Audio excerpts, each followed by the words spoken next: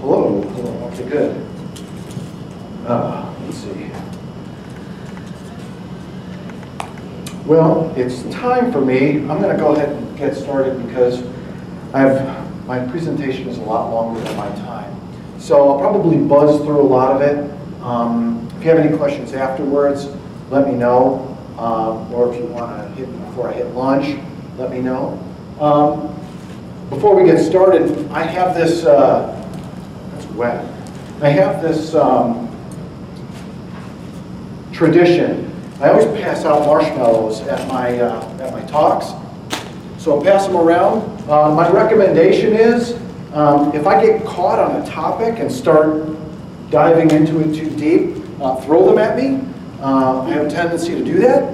If I'm just fine, don't throw them at me. But you can eat them. So pass them around. Okay, so I'm nervous if you can't tell. Who am I? Well, that's a pseudonym. The reason I use a pseudonym is not because I care that anyone knows my name, just that I work with some folks who are indexing videos. This is being recorded, and the last thing I want is for, I try to keep a low profile, so as little of my name that goes out on the internet is good with me. Stuff I've done, I've been in IT for a long time, about 30 years. I've done just about everything you can do as a defender, even written FISMA security plans. That was fun, that took a whole year. Basically if it's a defender tool, I've probably installed it, configured it, and run it. Here is my disclaimer. I don't speak for my employer or their clients or anyone who may be their clients or may have been their clients. I'm not even sure I believe what I'm saying. It's just my opinion right now. That can change without prior notice. So if you catch me afterwards and convince me I'm wrong, I'm okay with that. My talk is titled The Little Dutch Boy. For those that don't know the story, it's about a small boy in the Netherlands on his way to school.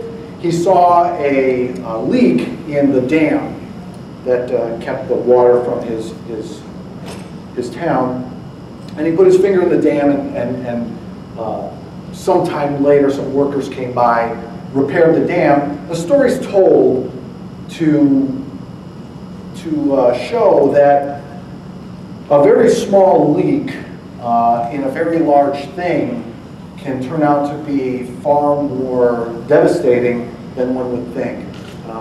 For any of you defenders out there, you know that the bad guys can sometimes get in with through a very small hole, and when they do, they can often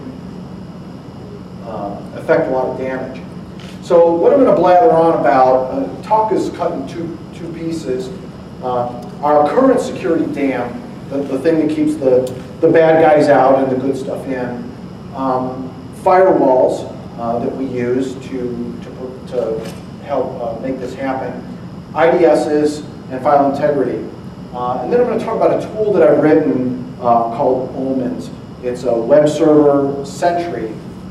Actually, the young man who wrote an article about me for Tripwire named it a sentry, and I think that's a really good term. I call it a continuous monitoring tool. It can be used for a lot of things, but we'll cover what it does to sort of plug these holes that exist in our current security systems. So let's talk about the current security dam. This is what it looks like. Actually, there's a lot more to this. We have network intrusion detection, file integrity monitoring, firewalls, web filtering, system development life cycles. We do static code analysis. We do vulnerability scanning and patching and antivirus. And all of this sort of forms the thing that we piece together into this dam to keep the bad guys out and the good stuff in. I'm just going to talk about three pieces today. If I talked about all of this, it would be a week, and nobody wants to listen to me for that long, I'm sure. So I'm going to talk about network intrusion detection, file integrity monitoring, and firewalls. Okay, so first, firewalls. This we typically say hard and crunchy on the outside, soft and chewy on the inside.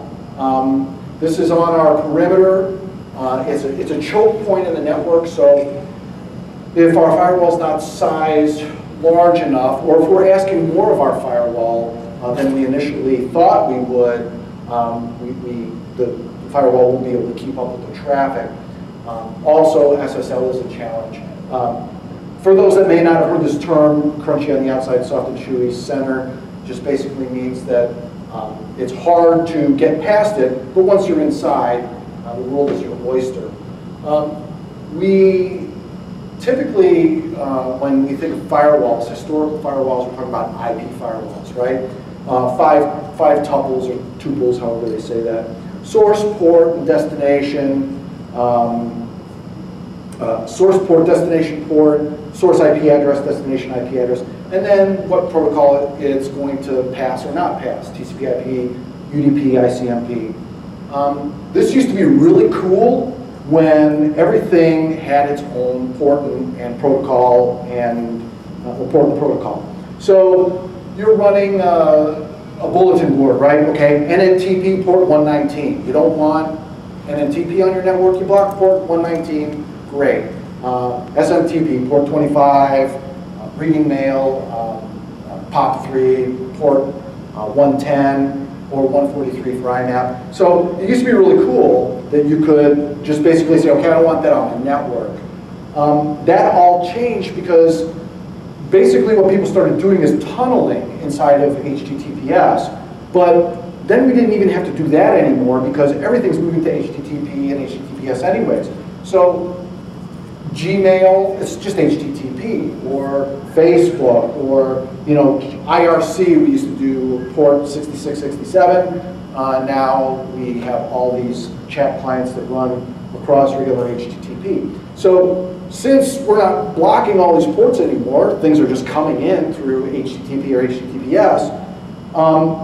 We need for the firewall to be more aware of what that traffic actually is, right? So we move towards WAFs and next generation firewalls. These are firewalls that understand the traffic. They understand, they can better integrate with your network. Some you can manage the permissions through Active Directory. It adds application awareness.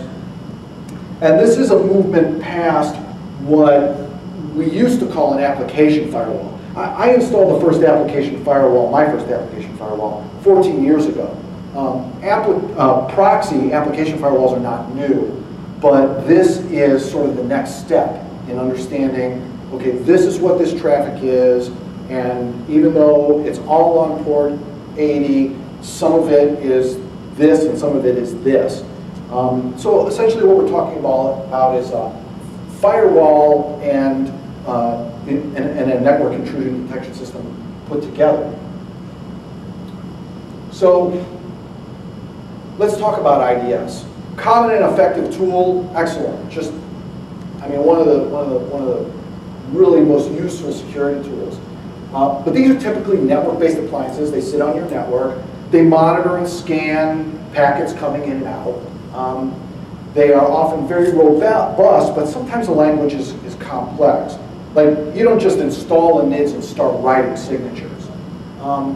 At least, and I don't know anybody that does that. So one of the first things we run into is, okay, this is an appliance that sits on your network. If it's not sitting on the segment that you want to monitor, you have to have a sensor on that segment. So we have to place these sensors at critical points in our network to be able to see what's going on in those parts of the network. So essentially for a NIDS to work, you have to have traffic. Now, that sounds kind of silly, right? Of course, you have to have traffic. But it turns out that in the real world, when you're looking at intrusions, that can be a real blind spot. So what could possibly go wrong, right? Well, first of all, NID signatures are not typically generic. Now, what do I mean by that? So NID signatures don't target a server. Now, it turns out that looking at a specific server and what should be on that server is really useful for not only that server, for what's going on in your whole network. And I'll cover that in a minute. So these signatures are generally targeted to look for generally bad traffic. And that's because it just doesn't make a lot of sense, or it's too much work to write a NID signature, a set of NID signatures for every server on your network. So you're looking for generally bad things. It's very hard to target what I call not signatures, and I'll talk about that in a minute, what I mean by not signatures. Signatures are not geared towards ad hoc deployment. So if you have an evolving threat, you go to your guy and say, hey, we've got this evolving threat, we need a NID signature for that. The last time I tried to do that, what I heard was it'll take me about a week to create that signature. That was not useful for me. Ad hoc signatures, and there's a good reason for that, I'm not bashing that. There's a good reason why you want to make sure your signatures are not going to all of a sudden fire off gobs and gobs of false positives. So the next thing we run into is that signatures are typically not shared. Now this is sort of the thing that I'm passionate about, and I'll talk a little bit more about it. Sometimes looking at an evolving threat, a very narrow signature would be very useful. So a 0-day comes out, your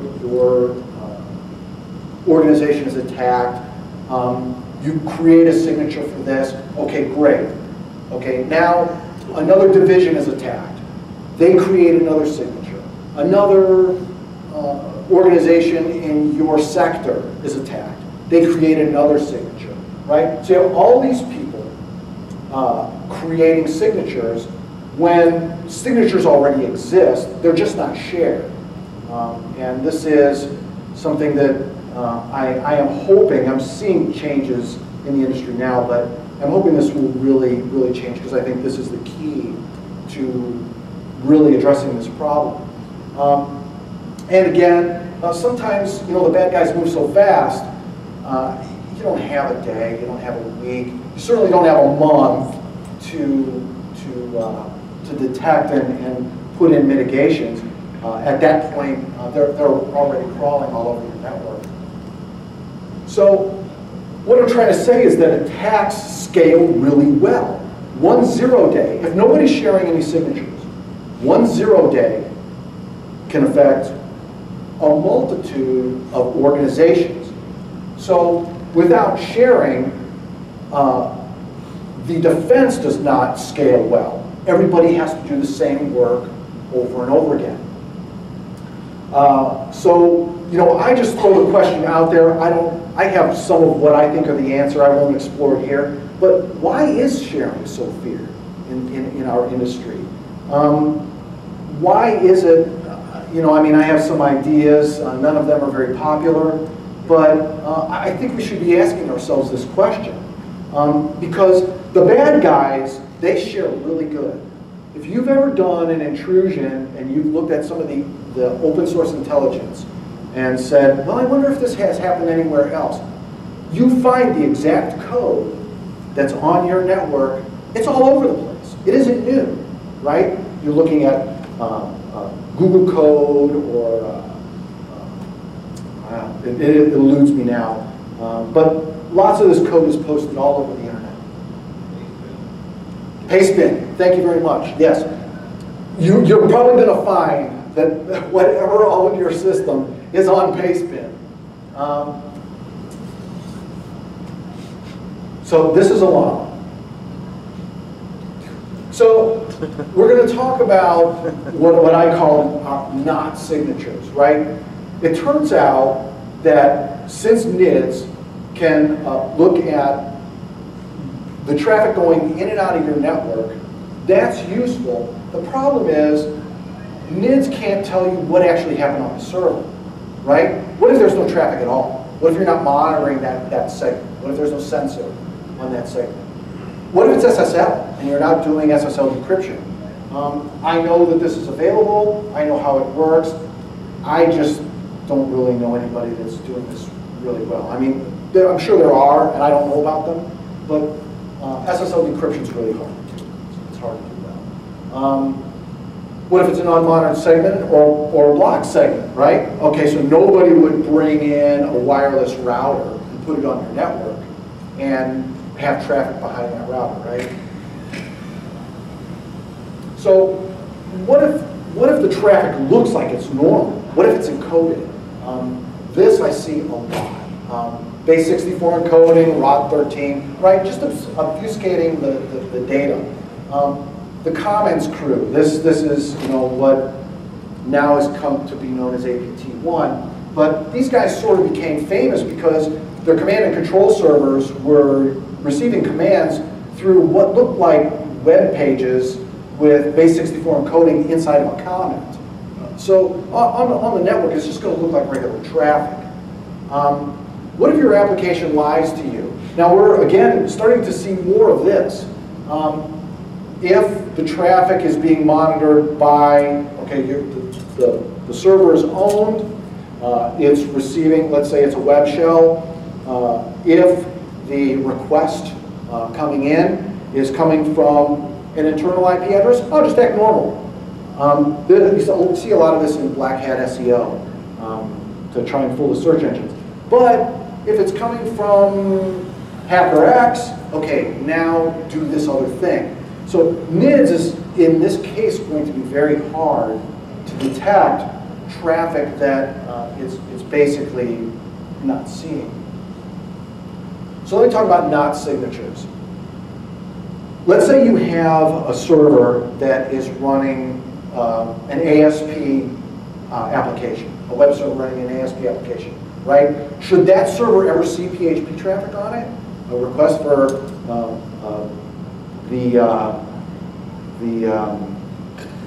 an administration page for PHP admin or any other common CMS written in PHP, your server should never see that, right? But you're not sure from a NIDS level, from the network, if you've got 200 servers on your network and you're not managing all of those servers, you're not sure, maybe I should see that traffic. So this concept works amazingly well. If you're looking on that server and you see a request for PHP admin on that server, and you're not running PHP, well, there's a good chance that that IP address is scanning your network for something else. So now, okay, I have a piece of information. I know this IP address is scanning at least this server.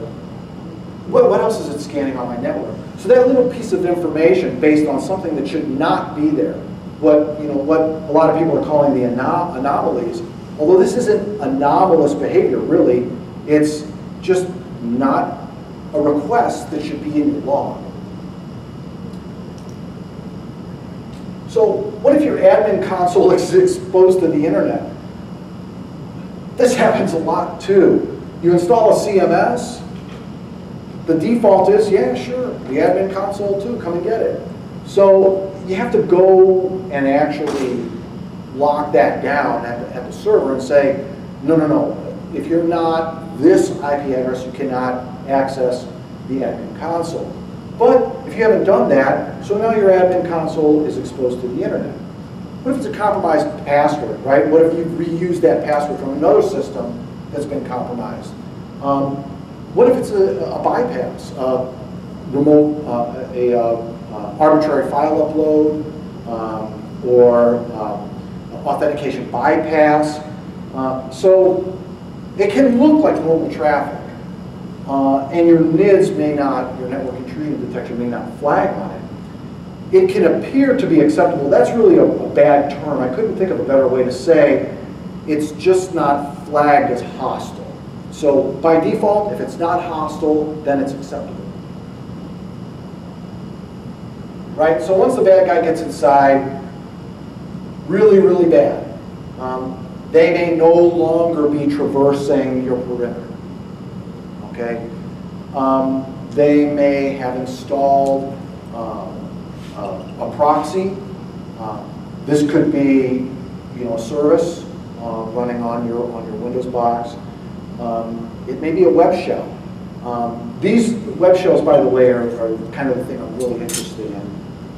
Been doing a lot of sort of looking at that. And what this can look like is you have this application, your box has been owned, a web shell's been loaded onto the box.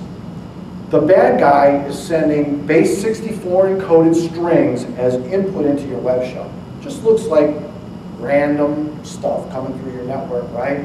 No real signature. Web shell gets it, decodes it, and then takes some action based on that. What if the bad guy is using out-of-band methods, right? They're proxying through other things. DNS proxy, right? So the key to take away here is persistence. This magic persistence is really just all about hiding. It's about putting something on a server and just leaving it there. You may be, the bad guy may be using it, they may not. They may just want to put it there and leave it there to reestablish control if whatever else they've done is found out. So, problem with this traffic, the person may look like trusted traffic, file copying from one server to another, right? Are we really worried about that? It may be SSL again, or it might be custom encrypted. Hex0A, XOR Hex0A. Nothing complicated, just meant to bypass the intrusion detection system. So, does it look like normal use, or is the bad guy using countermeasures, stuff that I haven't even seen or know about? I certainly don't know all the countermeasures that can be used, but I'm sure there are many yet to be discovered. So the key here, NIDS needs network traffic. So NIDS won't detect if there are file changes. Like one of the best things to know if your box has a bad guy on it is there a file changed on this box? So this is why we have file integrity checkers, right? So let's look at file integrity checkers. Very effective tool, but what's inside that file? Okay, was it a legitimate change? Was it done through change control? Did a bad guy change it? Did one of our programmers change it? Did an administrator put something new in there that he was asked to put in there? Is that code safe? Does it have eval in it? Now, who gets notified of this? Does IT security get notified if there's a file change? Typically, yes. Does the programmer get notified? Does the system administrator get notified if there's a change on file server? Not always. These guys are often the guys that you really want to ask. The developer gets a message, file's been changed on the file server. I didn't change any file. Okay, well, maybe we should go look at that file. This is my obligatory Sun Tzu quote. I'm told every security presentation has to have one. So let's talk about the way that we can sort of the way that we can augment existing security systems to look for some of these exposures, right? First thing we want to do when your server's compromised or you think there might be some hostile traffic, where do you want to go? The logs. The logs tell the story. This is on the box. This is assuming that the bad guy hasn't already covered his tracks. This is going to tell you what transpired. Not just packets that came and went on the network, but what happened. You may be able to go back if you're doing full packet capture on your network. If you have a very large network, you're probably not. You may be doing partial packet capture, which is still useful. But if that data is no longer available, you're going to have a problem building a timeline and understanding what happened. So what are the things that, the tool that I've written, it's called Omens, by the way, I forgot to mention that. Object Monitor for Enhanced Network Security. I picked that that acronym first, by the way, and then named it later because I thought that was pretty cool. So I'm going to admit that out front for posterity. So Omens is going to scan your logs. What's it going to scan for? Known vectors. It's going to scan for generic vectors, okay? An unmatched single quote. %27. Okay, somebody's sending %27. You see that in your log. Yeah. Might be okay, might not, probably not. We're going to scan for not vectors. Okay, I'm running Java server pages, and somebody's scanning for somebody's asking for a Cold Fusion page. That doesn't belong there. I want to see what else that person has done. Omens uses very simple search strings. If you could do a dir command on DOS, you can write an Omens search string.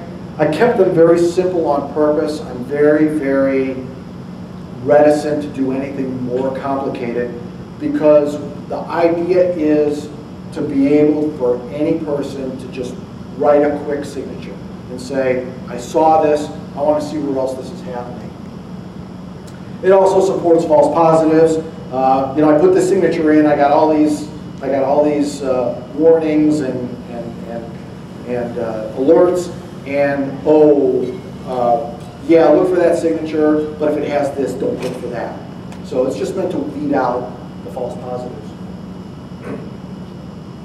So the next thing Omens is going to do is it's going to scan the file system. This is on the box itself. This is a tool that's run host-based intrusion detection. So the next thing Omens is going to do is scan the file system. Were any files deleted? Were any files changed? Were any files added?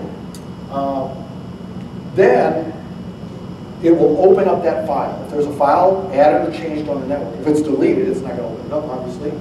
But if there's a file that's been added or changed, Omens will open it up and it'll say, you know, is there something in that file that looks really hostile? Is there time stopping in there? Did someone put some code in this? Is this a web shell? Someone put some code in here to change date stamps? Typically, a developer is not going to put code in their web app to do time stopping. So this is a clue that you know, maybe this file doesn't belong here. Omens can check for hostile MD5s. These are marginally useful. I put it in because in a case where you might find some hostile code on your network, you could MD5 it, you can push that out, and other servers can scan for that. But what I find is that the bad guys change their code enough, and there's some really cool talks on taking existing compiled code and changing, you know, a couple bytes in it, and it being undetectable through MD5. MD5 isn't really a good detection mechanism for this, but it can be useful in some cases. So it's in there. We're going to look for hostile file names. Again, not really that useful, but if you're looking at an emerging threat, you found this file on this server, I would like to know if that file is on other servers too. Very useful for a short time period, but useful nonetheless, especially if there's an emerging threat. The other thing that it's going to do, Omens is going to do, it's going to check for obfuscation.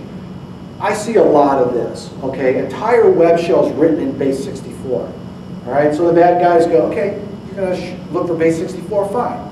I'll just base 64 and then rot 13 it. Or I'll base 64, rot 13 it, I'll reverse it, base 64 it again. So the permutations are nearly endless. So what Omens attempts to do is just say, does this look like obfuscation? The detector's pretty good. On the stuff I've run it on, I'm getting 85–90% detection rates on all sorts of obfuscation. It's not perfect, but again, we just want a heads up. If it's painfully obvious, if the bad guy base 64 encoded it, reversed it, Omens will find it. Omens is going to check one of two ways to determine if a file has changed. It can either just check file dates and sizes. That's really fast. You can buzz through a server looking at file dates and sizes really quick. Unfortunately, the bad guys may timestamp. They may change the file date back. They may edit the file in such a way that the file size stays the same. In this case, they're going to avoid detection. So Omens has the ability to hash it. This takes a little bit longer, but it's not crazy slow. On my server, I'm running a commercial CMS on it. It's about 5 minutes to hash the entire file system. So it's definitely usable. So what's Omens going to do with this? Well, it can syslog it if you've got a centralized,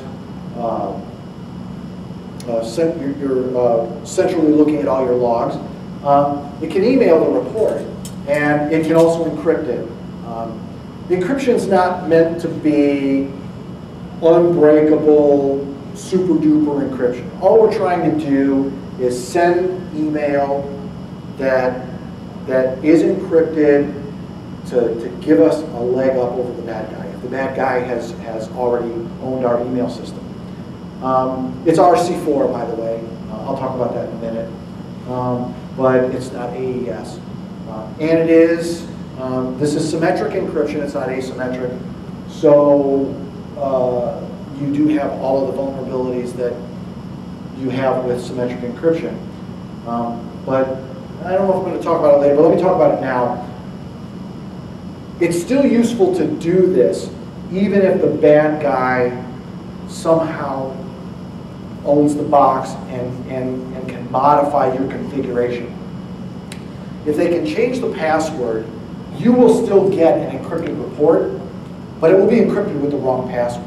So if you get a report and you can't decrypt it, it's an out-of-band way to say, hey, maybe somebody changed the password. So the encryption can be used for the typical, well, I'm encrypting this, but it can also be used as a way to sort of monitor in an out-of-band way if a bad guy has changed your configuration, the Omens configuration on the box. Now, the report can be emailed up to 10 people. Again, I have this thing, this idea that I'm exploring about deputizing other people in other departments, right? So a lot of times, just IT security gets this information. But would it be useful for the sysadmin to have that information? Would it be useful for the developer to have that information?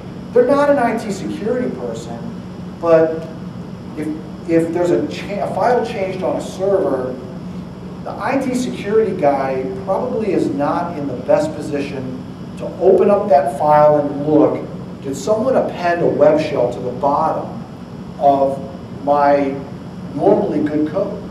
Did a bad guy change a good program, a script, a web application, and add hostile code into it, right? The best guy to answer that question is going to be the developer. So I think that moving more people that are not in IT security into this loop is something that the computer industry can benefit from.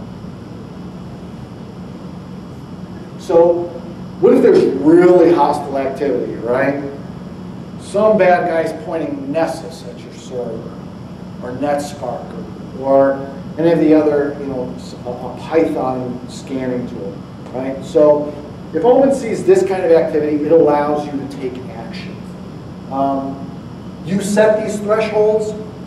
If it sees whatever you want to set that threshold to, if I see 200 hits in my log, and I see 3 files have changed, shut down that server, or disable the network interface, or do all sorts of things. These are just batch files. Omens will sign these batch files, so it just won't run anything. When you make an Omens alarm, you tell Omens, okay, digitally sign that, and it will run that unless it's changed. If that's changed, Omen will run that batch file.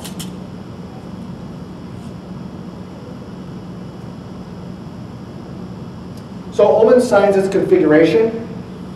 You need a password to change the configuration. If you're really, really paranoid, you can use, I've implemented a PBKDF2 style iteration count. So yeah, I want to rehash this password 35,000 times. All right. So then when you decrypt, when you receive that email, you have to know, okay, this is the password, rehash it 35,000 times. It's just an extra sort of piece of the password that the bad guy may not know or shouldn't know. I'm using MD5, MD5-ish.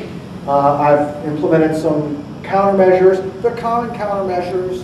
I haven't made anything up. I'm not an encryption person. So if you want to talk with me later about the kind of stuff I'm doing with MD5, I'd be glad to talk to you about it.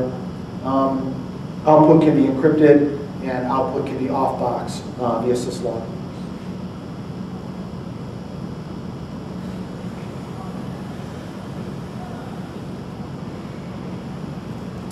So as I developed Omens, initially it was just a scanner, and I was really happy with this. But then I started to think, okay, I have this information. Can I do anything with it? And since I'm scanning the logs and the files themselves, I can have an effect on the server on what's in those logs, what action I can take based on information from those logs, and what kind of action I can take based on whether Omens determines a file is hostile or not. So since Omens is a scanner, Omens itself won't block the IP.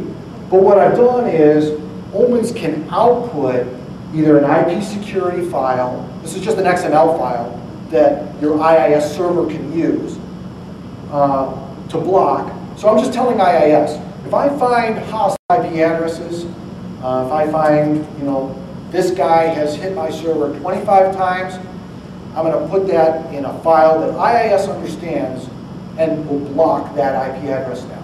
So let the web server do the work. It also works with Apache. It will write out an htaccess file for Apache. I can also block a hostile file. Okay, I found a web shell. So do I just want to wait for someone to go look at that, or do I want to take some action? So what Omens can do is either set the hidden attribute, just set that file to hidden. IIS honors that. So if you set a file to hidden and you try to access that file, you'll get a 404 error. Apache does not honor the hidden file, so what Omens will do in that case is it will quarantine that file. Now if the bad guy keeps uploading that same file again, Omens will keep quarantining it. And it will do it up to 999 times. And it just appends a number to that quarantine file. Delete it from its original location, move it to another location, and then append a number on the end. So this is really sort of the meat of what I'd like to talk to folks about, is centralized signatures. Omens, even though it's host-based, allows centralized signatures, up to 10. Now, if somebody calls me up and says, I really need 25, okay, I'll recompile it for 25. 10 is an arbitrary number. Eventually, I may make that unlimited. But 10 just seemed like a good idea. And what this is two things. In an internal organization, if you've got 50 servers, Omens has its own configuration file that's for that server.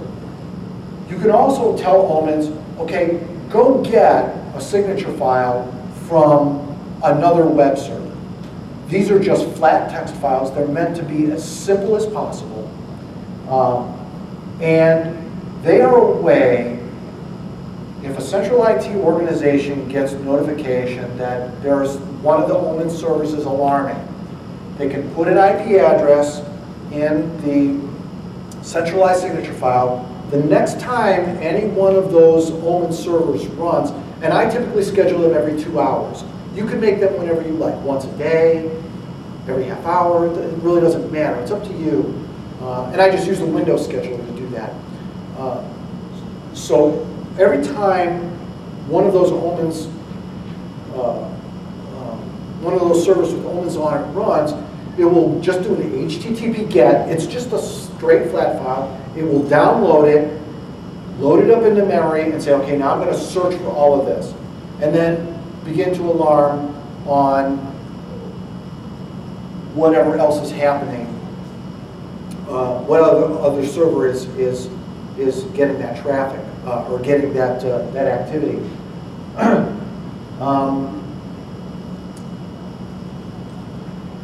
So the signatures are additive. It's going to use the local signatures for each server. It's going to use the remote signatures. Meant to be really simple. 1.0, Omens version 1.0, which I'm going to release today, it now can share its signatures. So real quick, I don't want to dive into it, but let's say you've got a server that sees a tremendous amount of traffic. Omens may see some traffic that the other servers won't see. Omens notices this traffic, or notices in its logs that this traffic, this IP address, or this signature is happening. It then takes that and creates a signature that it puts in a centralized signature file, and now all the other servers can get that file. So in this way, you can sort of have this, and I'm going to develop this further. The idea is to get these servers to tell each other, hey, this is what's going on here. You may have not seen this traffic yet, but you probably will. And when you do, go ahead and tell IT security about that.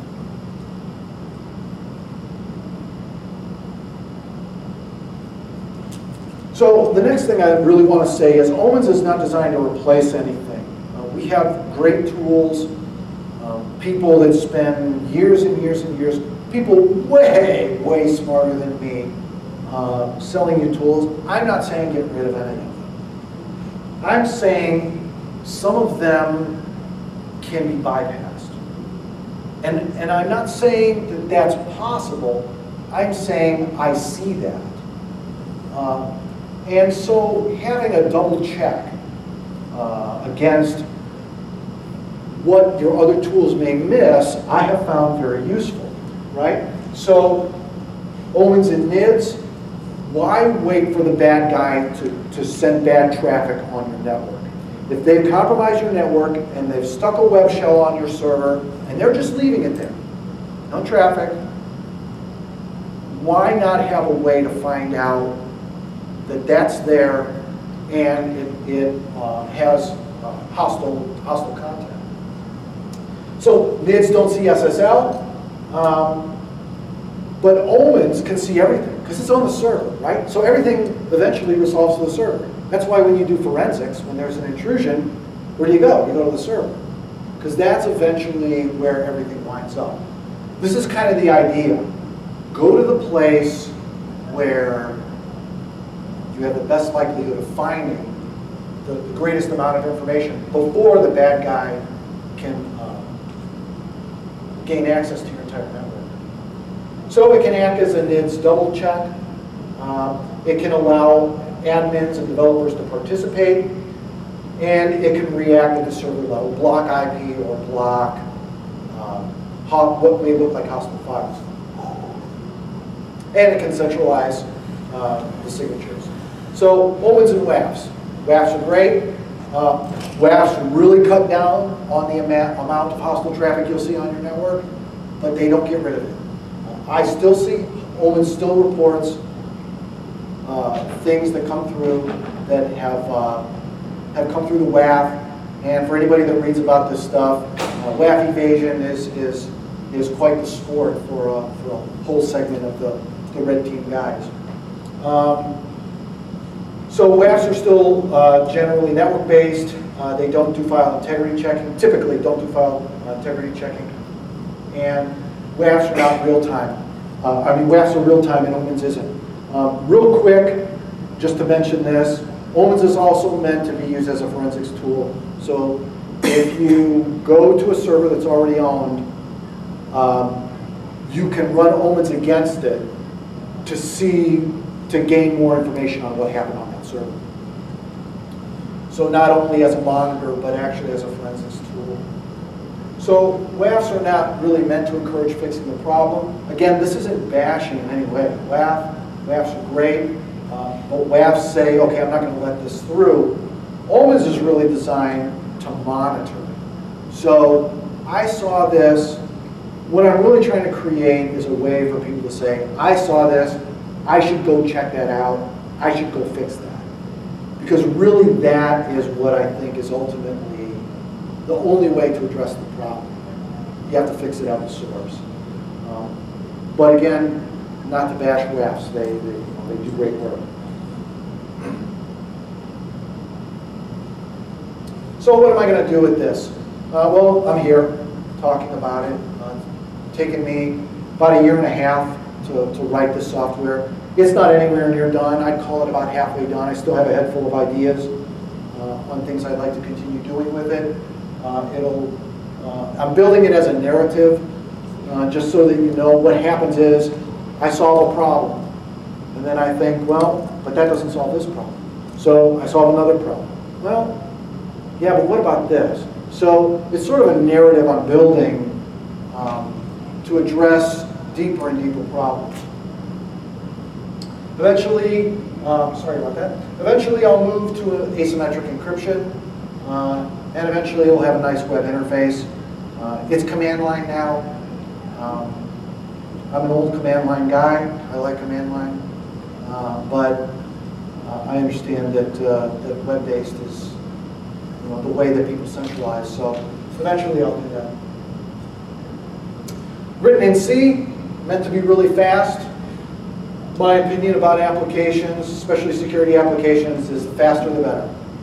So performance is really important to me. Omens is free.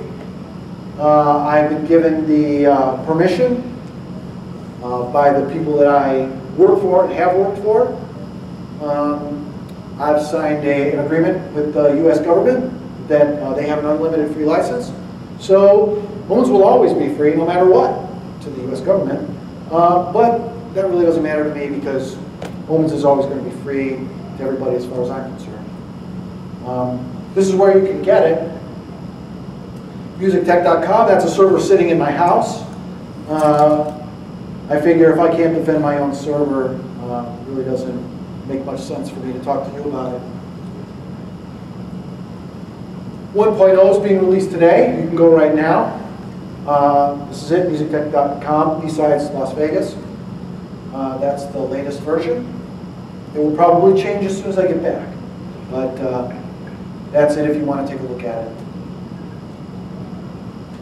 This is me, I'm done. I have no time left, but if there's a quick question, I'll answer it, or if you want to hit me afterward.